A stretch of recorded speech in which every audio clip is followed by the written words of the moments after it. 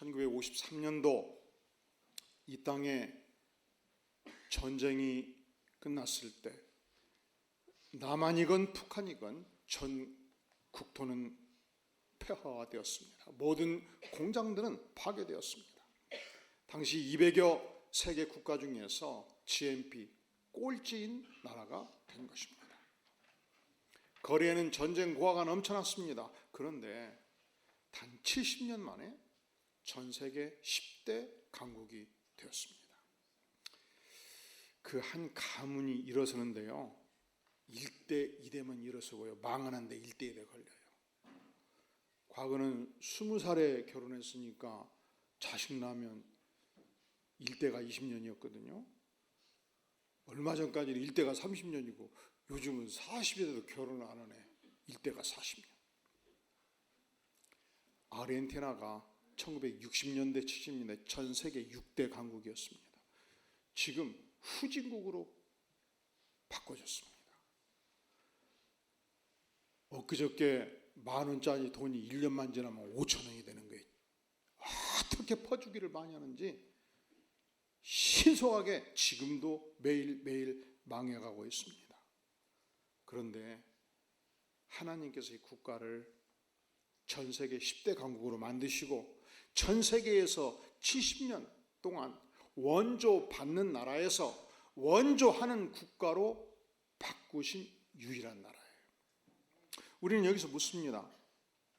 과연 이 위대한 역사를 창조하는 진정한 원동력과 힘의 원천이 과연 어디에 있는가 묻습니다. 하나님께서 이 백성에게 비전을 가진 출중한 지도자들을 허락했다는 사실을 우리가 잊어서는 안 되는 것이죠. 북한은 김일성 3대 부자가 통치함으로 지금도 전 세계 가장 가난한 국가로 전락하고 있지 않습니까? 이 위대한 역사를 창조하는 그 진정한 원동력, 힘의 원천이 한 국가에서, 한 가문에서, 그리고 한 교회에서 과연 무엇인가 우리는 다시 묻습니다. 혹자는 말합니다. 아는 것입니다. 그래서 프란시스 베이컨은 평생 동안 알물 위해서 헌신하였습니다. 그런데 역사의 진실은요, 출중한 지식인들이 집단을 망치기도 하고 민족을 망치기도 합니다. 추는 이광수, 그는 그 시대 최고의 지식인이었습니다. 그는 1940년을 넘어가면서 국제 정세를 살펴보고 국력을 살펴보고 군사력을 평가하면서 이제 대한민국은 끝났다. 이제 일본이 결국은 통치하고 합병하는 세상, 새로운 세상으로 나아간다. 그리고 그가 젊은이들로 하여금 대동아 전쟁에 함께 참여할 것을 독려하기 시작했습니다. 지식이요, 무력하기도 하지 않습니까?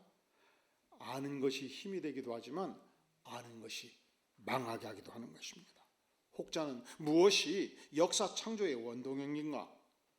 돈이 힘이라고 생각합니다. 죽도록 돈만 법니다. 그리고 죽어버리면 얼마나 억울합니까? 돈이 결코 역사 창조의 진정한 원동력이 될 수가 없는 것입니다. 오늘 본문에 한 위대한 인물이 등장하고 있습니다. 함께 따라해 볼래요? 갈렙 장군.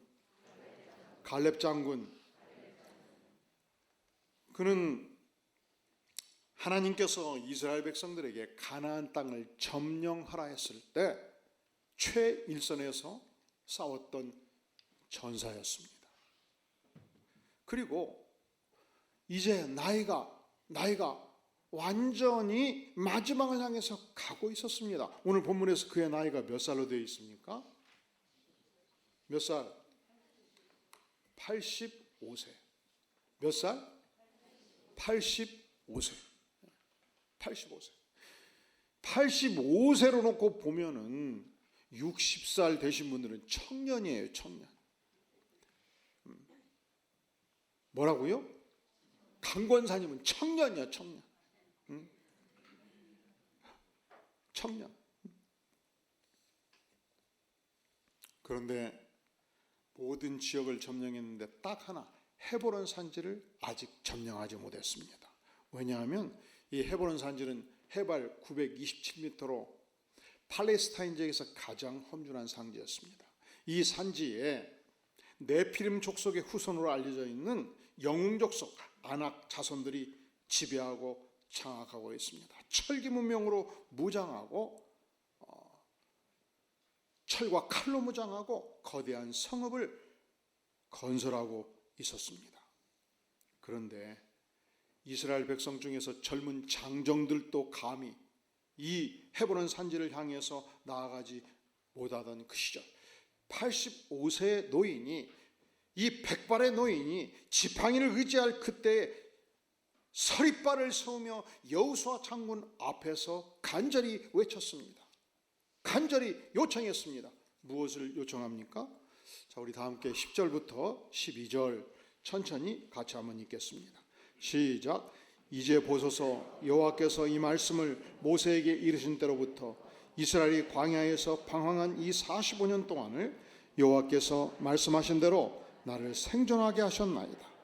오늘 내가 85세로 돼 모세가 나를 보내던 날과 같이 오늘 또 내가 여전히 강건하니 내 힘이 그때나 지금이나 같아서 싸움에나 추림에 감당할 수 있으니 그날의 여호와께서 말씀하신 이 산지를 지금 내게 주소서. 당신도 그날에 들으셨거니와 그곳에는 아낙 사람이 있고 그 성읍은 크고 견고할지라도 여호와께서 나와 함께 하시면 내가 여호와께서 말씀하신 대로 그들을 쫓아내리이다 하니, 감히 젊은이들도 넘볼 수 없는 이 험준한 산지 헤브론 산지를 향해서 이 산지를 내게 주소서 85세 노인이 외친 것입니다. 이 갈렙은 어떻게 보면 지극히 비현실적 인물인지도 모르겠어요. 현실 인식 능력이 약한지도 모르겠어요. 그런데 그럼에도 불구하고 그에게 분명한 것은 내 몸이 노쇠하다 할지라도 내 안에 있는 뜨거운 열정, 이 용광로와 같은 열정은 젊은이의 비견되는 열정이다. 하나님이 주시면 반드시 그 땅을 점령할 수 있다. 이 85세의 노인이 몸을 던졌고 인생을 바쳤고 그리고 승부를 걸기로 작정을 하는 것입니다. 왜냐하면 이 땅은 하나님께서 주신 땅인 것을 확신했기 때문에, 왜냐하면 하나님이 함께 하시면 반드시 무적의 승리를 주실 것을 확신했기 때문에, 그리고 그는 자신의 인생 전부를 드리는 헌신을 시작한 것입니다. 장정들을 불러 모았습니다. 100명, 200명 무술 특공 훈련을 시킵니다. 캠프를 치고 밥술을 걸어 얹고 절체절명의 이 위기 속에서 훈련에 들어간 것입니다. 한 달 훈련 경비 2천만 원, 3천만 원, 자기 모든 소유를 내놓고 자기가 보유한 모든 식량을 내어놓고 이 장정들을 훈련해 나간 것입니다. 뼈를 깎는 자기 희생을 치르면서 하나님이 주신 그 목표를 향하여 열정을 다하여 섬긴 것입니다. 원래 이 열정이라는 단어는요, 영어로 enthusiasm이잖아요. 이 n이라는 단어가 원래 in 안에 이 뜻이고 thu가 데오스 하나님이에요. 그러니까 우리 인생의 진정한 열정은 어디서 나오는가? 우리가 하나님 안에 거하면, 우리가 하나님의 은혜를 체험하면, 우리가 하나님의 성령으로 충만히 가득 차면 인간이 상상할 수 없는 뜨거운 용광로와 같은 열정이 반드시 샘솟게 되어 있습니다. 하나님께서 갈렙의 생애에 주신 첫 번째 은혜, 그것은 하나님의 나라를 위한 뜨거운 열정을 주셨다는 사실입니다. 그러니까 창세부터 계시록까지 가장 하나님의 나라를 위해서 열정적으로 섬긴 인물이 누구냐라고 묻는다면 저는 갈렙을 첨가하고 싶습니다. 이 열정 때문에 헤브론 산지는 점령되었고, 이 열정 때문에 그와 함께 있던 모든 젊은이들이 하나님의 나라를 위해서 헌신하기 시작했고, 이 열정으로 말미암아 자기 자신의 뼈와 살과 인생 전체를 갈아 넣어서 드디어 헤브론 산지 정상에 하나님의 백성 이스라엘의 깃발을 꽂게 된 것입니다. 영어로 no cross, no crown이라는 말이 있지 않습니까? 십자가 없이, 희생 없이 면류관 없고 영광 없다는 것입니다. 사실은 예수님의 생애가 그러하였습니다. 우리 예수님께서는 이 죄로 말미암아 죽을 수밖에 없는 인간들을 구원할 수 있는 유일한 길이 십자가인 것을 아셨습니다. 예수님은 하늘 보좌를 버리셨습니다. 하나님의 위치를 놓고 인간의 몸으로 내려오셨습니다. 냄새나고 죄 많은 인간의 몸을 입고 인간의 종이 되어서 인간을 섬기기로 작정하셨습니다. 온갖 고초를 당하셨습니다. 십자가를 앞두고 채찍에 온몸을 두드려 맞았습니다. 피 흘렸습니다. 이 십자가에서 온갖 고난을 당하시며 물과 피를 쏟으시며 피를 갈아놓고 온몸을 갈아놓고 죽기까지 충성하심으로 우리에게 영생을 선물로 허락해 주셨습니다. 갈렙이라는 인물에게 나타나고 있는 첫 번째 특징이 뭐라고 그랬죠? 하나님의 사명을 향한 열정이었습니다. 자, 그렇다면 사랑하는 성도 여러분, 여러분들은 하나님의 나라를 위해서 어떤 열정을 바치겠습니까? 저는 개척부터 지금까지 이 교회가 나가야 될 목표를 매년 바꾼 적이 없어요. 왜냐하면 한 해를 지내보니까 아직 10%를 못했어요. 두 해를 지내보니까 아직 20%를 못했고, 그래서 세 개 표에다가 하나만 더 첨가를 했지 바꾸질 않았어요. 첫 번째 표가 무엇인가 따라해 볼까요? 말씀으로 하나님을 체험하는 교회. 우리가 하나님을 체험하는 방법이 여러 가지입니다. 말씀 없이도 하나님을 만날 수 있어요. 오늘 밤 삼각산 기도원 가가지고 풀뿌리 붙잡고 빡싹 부르지면 하나님이 오실 수 있어요. 경서봐, 충분히 기도했다, 내려가거라, 들을 수 있어요. 그런데 우리가 말씀 없이 기도로, 말씀 없이 환상으로 하나님을 만나면 하나님을 만날 수도 있고 마귀도 만날 수 있어요. 위험하다는 것이죠. 그래서 하나님께서는 우리에게 66권의 성경을 주셨고, 우리가 이 성경 말씀을 묵상할 때 우리 마음에 감동과 은혜를 주셔서 하나님을 체험하게 되는 것입니다. 우리는 지난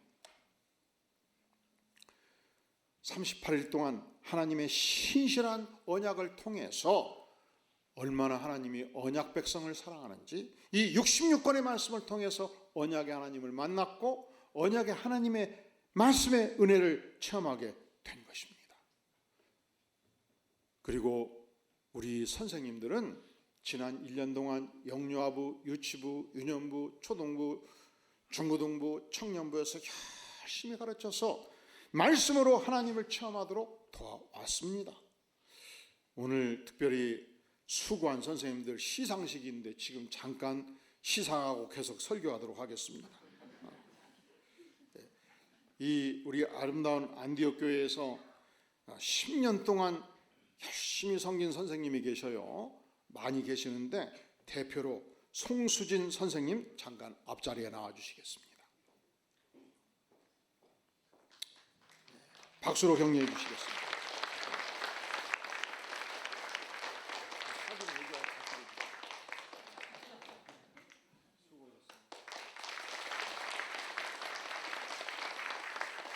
네, 그리고 모범교사로 우리 조정웅 선생님 앞자리로 나와 주시겠습니다.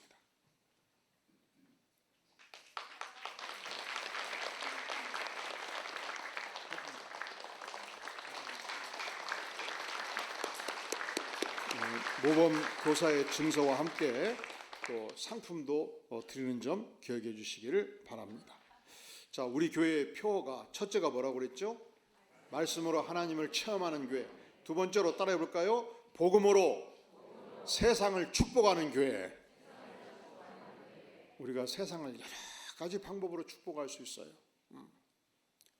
말로 격려함으로 축복하고, 또 재물로 어려운 사람들을 도움으로 축복하고, 도시락 배달함으로 축복하고, 많은 축복을 할 수 있어요. 다 교회가 할 수 있는 일입니다. 그런데 최우선적으로 해야 될 일은 이 어둠의 세상에 생명의 복음을 나누어 주는 것만큼 큰 축복이 어디 있겠습니까?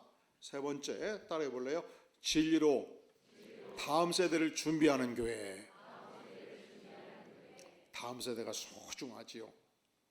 이 다음 세대가 진리로 복음으로 무장하는 것이 얼마나 소중합니까? 우리가 처음 광교에서 교회를 개척했을 때는 이 지역의 아파트 값이 그렇게 비싸지가 않았어요. 그래서 신혼 부부들도 많이 들어왔고, 교회가 영유아부, 유치부, 유년부, 초등부 꽉꽉 찼어요. 그런데 어느 순간부터 아파트 값이 막 천정부지로 뛰니까 신혼 부부가 못 들어와요. 어린이들이 별로 없단 말이죠. 그리고 설령 들어온다 한들 아기를 안 낳아버려. 그냥 평생 안 낳기로 결정한 부부들이 그렇게 많아요. 그래서 어떤 형편으로든지 진리로 다음 세대를 우리가 준비하고 축복을 해야 될 것인데, 우리 목회팀에서 그리고 교육위원회에서 연구를 거듭해가지고 이 지역에는 모든 어린이들, 청소년들을 초청하기로 작정하고 안디옥 월드를 열었는데, 그냥 어떻게 많이 오는지 어제 여기 꽉 차버렸어요. 초등학교 3학년 내가 오면 띠 하나 주고, 친구 한 명 들으면 띠 2개 주고, 친구 3명 오면 또 띠를 주고, 막 띠가 막 가득 차버리더라니까. 그래서 이곳에 어린이가 없는 것이 아니구나. 하여간 한 달에 한 번씩 안디월드를 해가지고 계속 초청을 해서 진리로 다음 세대를 준비하는 성도, 진리로 다음 세대를 준비하는 교회가 될 수 있기를 간절히 바랍니다.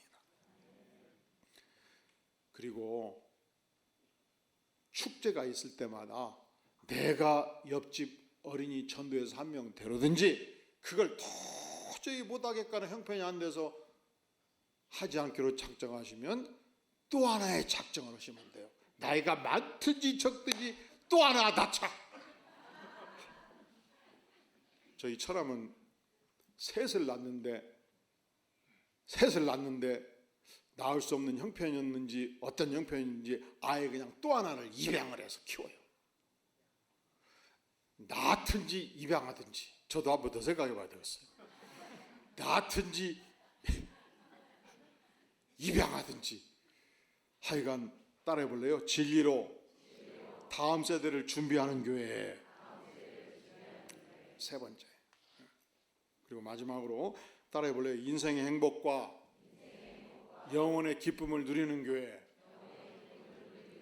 원래 3개만 있었는데 신앙생활이 오래되니까 자꾸 율법적인 생각을 많이 하고 자꾸 교회에서 할 일은 많아지고 별로 행복이 없는 걸 보면서 아니다. 우리가 교회를 섬기지 않고 예배만 드리는 한이 있어도 인생의 행복과 영혼의 기쁨을 충분히 누려서 이 은혜로 하나님을 섬기는 것이 마땅하지 않는가 해서 4번째를 우리가 추가하게 된 것입니다. 갈렙은 하나님신 사명 앞에서 열정을 다하여 주님을 섬겼습니다. 그렇다면 사랑하는 성도 여러분, 여러분은 하나님 주신 어떤 사명을 가지고 열정을 다하여 주님을 섬기겠습니까? 갈렙의 생애에 나타나고 있는 첫 번째 특징, 그것은 열정의 인물이었다는 사실입니다. 갈렙의 생애에 나타나는 2번째 특징이 있습니다. 그것이 어떤 특징입니까? 인생은 열심히 살다 보면 자기를 잘 모르는 부분도 있기는 해요. 그러니까 옆에 그 인생이 그렇습니다. 진짜 교만한 사람은 자기가 교만한지를 잘 모르고요. 그리고 놀라운 사실은 절대로 교만한 사람 앞에 견디지를 못해요. 교만한 사람을 잘 계려내야. 겸손한 사람은 교만한 사람이 교만을 부려도 잘 섬기고 잘 받아줘요. 그러니까 내가 교만한 것을 가장 쉽게 하는 것은 여기저기 교만한 사람이 많이 보이면 내가 교만한 거예요.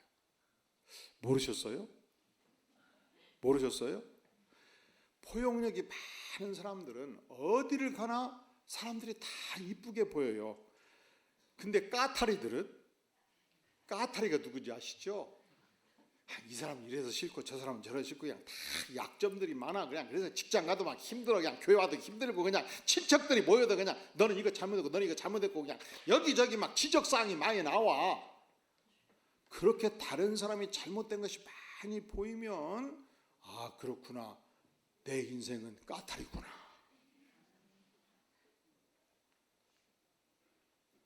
인간이 자기 자신을 잘 모르는 부분도 있어요. 그런데 한편 생각하면 인간이 자기만큼 또 자기를 잘 아는 사람이 없습니다.